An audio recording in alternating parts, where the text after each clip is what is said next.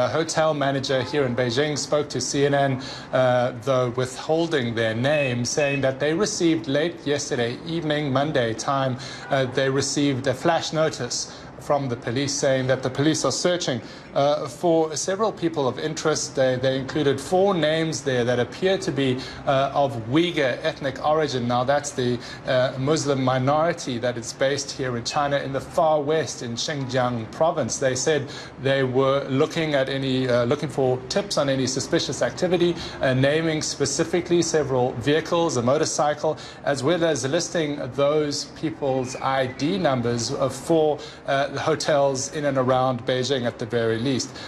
Our reporting is mirrored by state media reporting that 2 people of interest have been sought in connection to this dramatic incident that happened here at around noon on Monday when a Jeep pushed through the barricades and caught a blaze right in front of the Forbidden City opposite from the Tiananmen Square section of Beijing, in obviously one of the most sensitive parts of the country.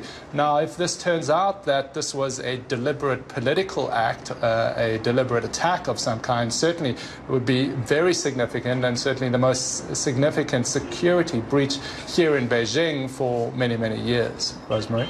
So, David, these 2 people of interest and the driver and the 2 people in the vehicle that were killed, what sort of link do authorities suggest there might be between those 2 sides?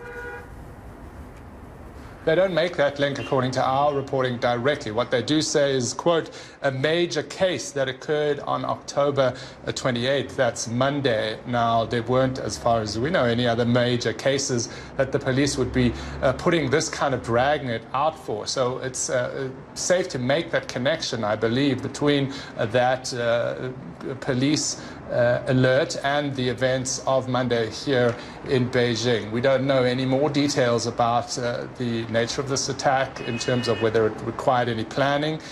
We don't know yet conclusively whether this was an attack, but the evidence that is developing suggests that this was a deliberate act and certainly a very dramatic one. Those pictures shared on social media and often quickly deleted by the government showing the burst out, the flaming car right in front of Mao Zedong's portrait would have very important symbolic significance here in China. Dozens have been injured in this attack, including foreign tourists. 1 Japanese individual and 1 Filipino died, as well as the 3 people in that inferno in the car.